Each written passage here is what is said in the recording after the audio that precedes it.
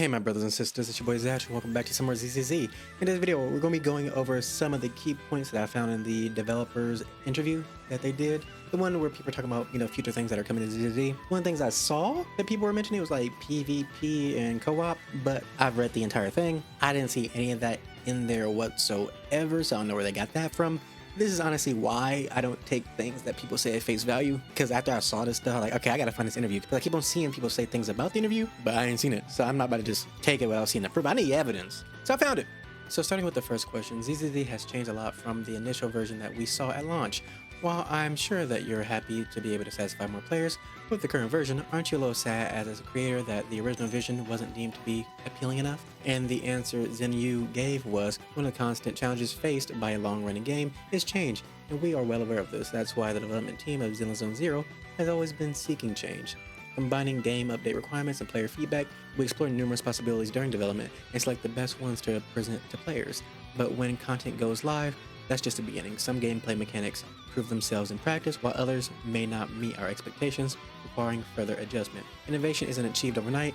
We need to make many trade-offs. Therefore, we don't feel regret, but rather focus our energy on the future, striving to bring more interesting content to players through change.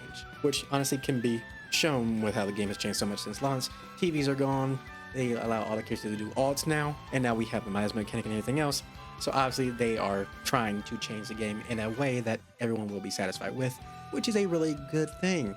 And I'm happy to see that the lead actually feels this way, because some games can get stuck in their ways and they might feel as though they know what's best for their game, even if people, that being the player base, are telling them things that they need to do to just help it along. So it's good to see that they are willing to listen. And that's what I love to see most, is developers that are willing to listen and just make the proper changes. Moving down to another question I found interesting.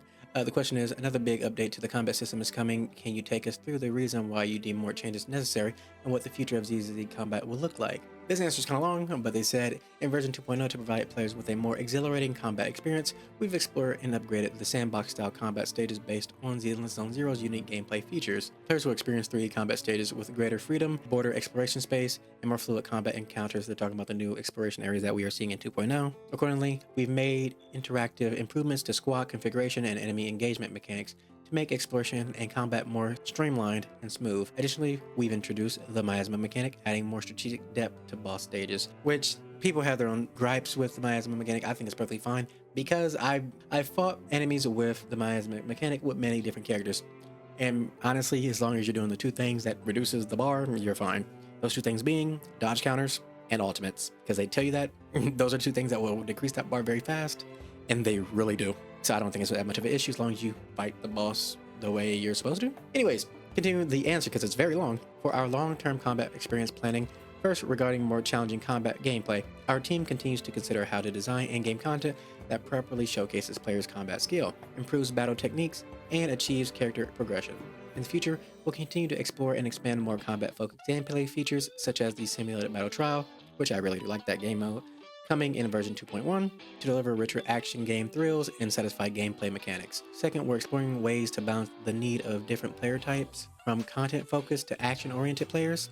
Zenless Zone Zero's core objective is to bring the joy of action games to a broader audience. Therefore, beyond core experiences like combat, features such as daily missions and minigames are designed to meet diverse player needs. Moving forward, the team will continue to explore ways to better integrate content-based and combat-based gameplay to enhance interconnectivity between the game's various playstyles. That's good to see that we will continue to see the game evolve in very different ways, especially with the combat.